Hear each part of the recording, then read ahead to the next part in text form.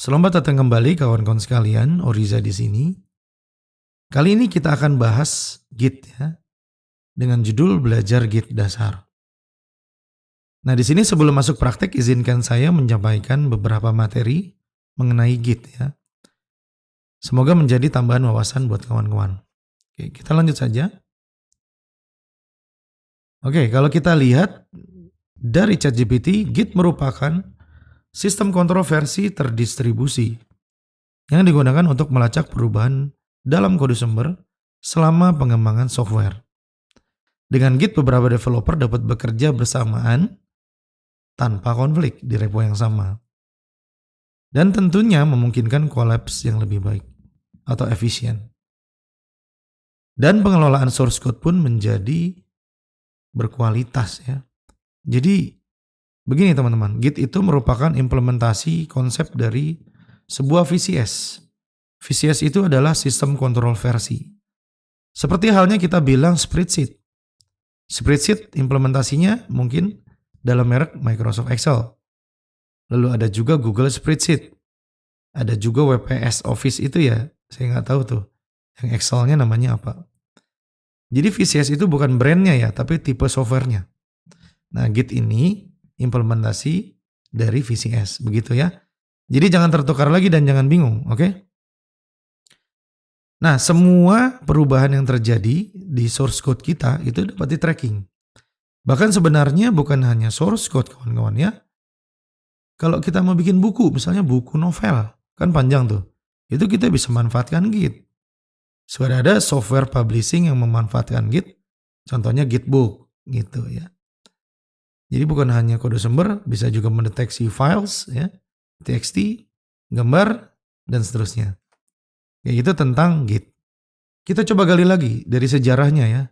Yang bikin Git ini ternyata adalah the one and only legend, Linus Torvalds, yang juga membuat kernel Linux. Wah, kurang terkenal apa lagi ya.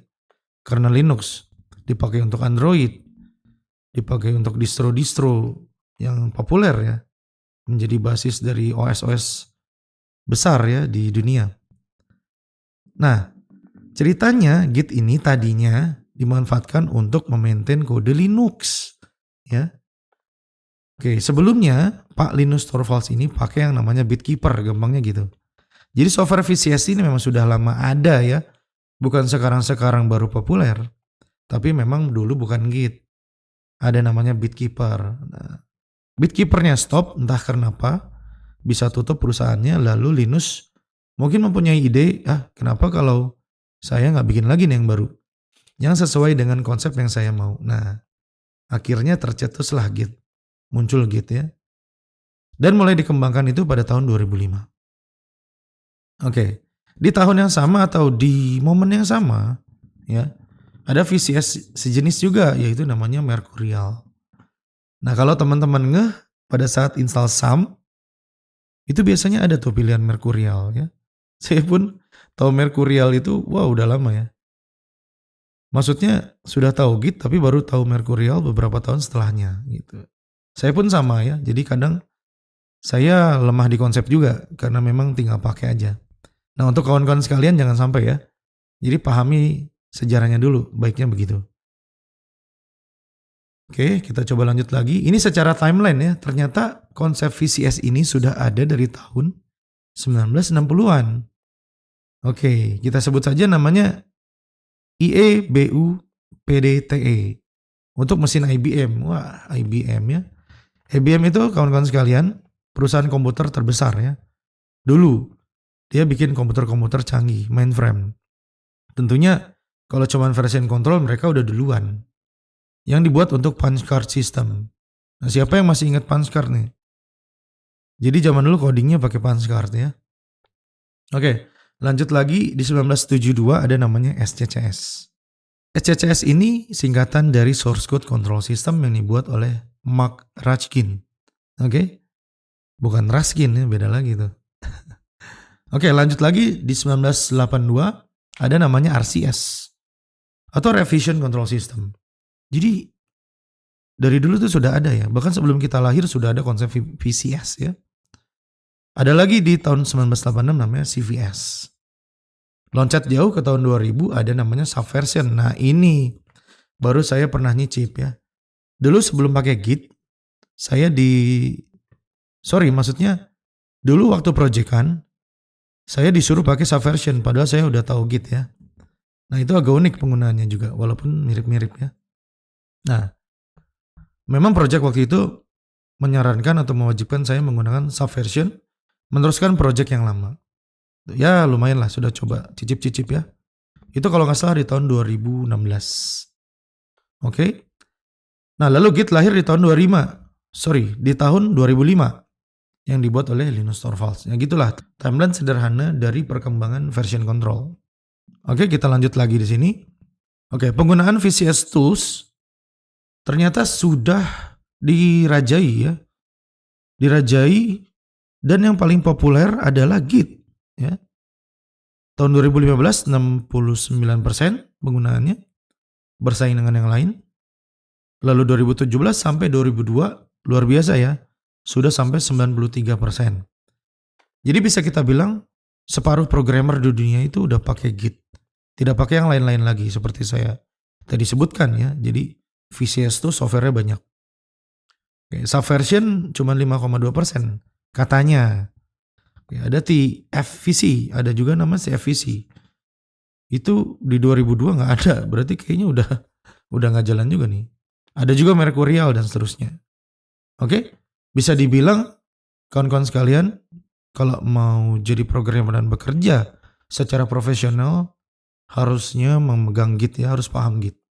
Karena di kantor kemungkinan besar harus pakai Git. Oke, di sini kita lihat sedikit ya mengenai instalasinya. Bagaimana sih cara installnya?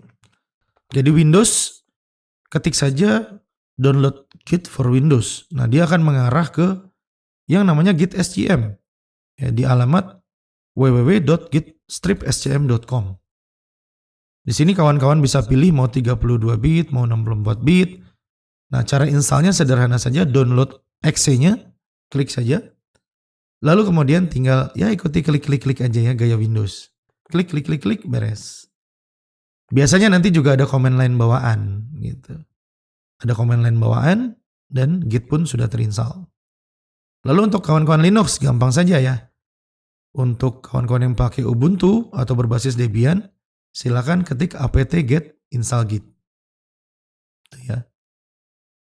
Oke, lalu untuk macOS bagaimana? Kita bisa pakai Homebrew. Tinggal ketik saja brew install Git. Oke. Nah, installnya gampang ya. Nanti kita akan praktek lanjut untuk mencobanya ya, atau melihat versionnya. Apa tanda-tanda sudah terinstall atau belum gitu ya. Oke, sedikit saja lanjut lagi tentang cheat sheet. Cheat sheet ini adalah kumpulan nge-cheat, kumpulan atau kertas cheating, kertas curang. Bahasanya gitu, tapi nggak gitu ya. Maksudnya adalah kalau kita butuh apa-apa, belajar sederhana, lupa lagi, lihat komennya di cheat sheet aja. Kalau buka dokumentasi kan agak panjang tuh. Nah, kalau cheat sheet itu pendek-pendek. Kalau kita lupa, gimana ya cara nge-add kemarin? Buka cheat sheet. Cuman satu file aja, satu tampilan. Sederhana ya. Nah, dari cheat sheet ini sudah jelas. Perintah Git dibagi atas beberapa bagian. Ada yang buat create, ada yang buat observe atau mencari tahu informasi, ada yang sifatnya branching, ada yang sifatnya make a change atau perubahan. Misalnya teman-teman sudah coding fitur A, bagaimana nih cara commitnya? Biar kawan kita tahu kita udah selesai fitur A. Lalu bagaimana cara add-nya gitu ya. Lalu bagaimana cara nge-push ke servernya? Kurang lebih begitu. Lalu ada synchronize dan seterusnya. Nah, nanti akan kita coba semua simulasinya ya. Dan perlu diingat satu lagi. Jadi praktek Git ini saya akan mulai dari TXT, lalu ada HTML.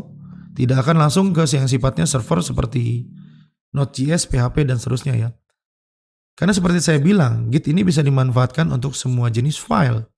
Bahkan teman-teman bikin buku pun bisa pakai Git ya. Kalau kolaborasi. Jadi jelas tuh historical perubahannya. Supaya teman penulis kita nggak ngaku-ngaku. Dia udah nulis segini. Kalau pakai Git semuanya jelas. Oke? Lanjut lagi ya. Nah ini banyak pertanyaan juga kawan-kawan. Apa bedanya GitHub dan Git? Nah GitHub, Bitbucket, GitLab merupakan platform siap pakai. Kalau source code lokal kita kan kita install di lokal nih, di laptop lokal. Kalau kita mau upload atau mau kerja bareng teman kita, nanti dia tinggal nge-pull dari yang online atau platform GitHub ini. Bisa juga nge-pull dari Bitbucket dan seterusnya.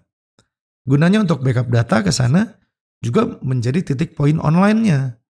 Sewaktu-waktu yang lokal kita rusak, laptop hilang, atau OS kita bermasalah, atau misalnya SSD kita terbakar, masih ada backupnya di online. Gitu ya maksudnya. Itu juga pengertian sederhana dari distributed. Jadi tidak hanya lokal ya. Bisa kita ke online kan, bisa juga di cloning lagi, ke lokal lagi yang lainnya. Lokal 1, lokal 2, lokal 3, dan seterusnya. Bagaimana kalau kita bikin sendiri? Kita nggak mau nih pakai GitHub. Bitbucket kita pengen bikin sendiri aja. Pakai server di domain sendiri. Bisa jawabannya. Gunakan yang on-premise. Software-nya sudah banyak. GitLab juga tadinya bukan instan ya. Jadi bukan yang cloud. Dia juga tadinya on-premise. Bisa diinstal di server kita sendiri. Nah, lama-lama dia membuka layanannya. Tuh. Oke, semoga sudah jelas ya tentang bedanya GitHub dan Git. Oke. Sepertinya segitu saja materi pendahuluan dari saya tentang Git dasar. Sampai jumpa di lesson selanjutnya.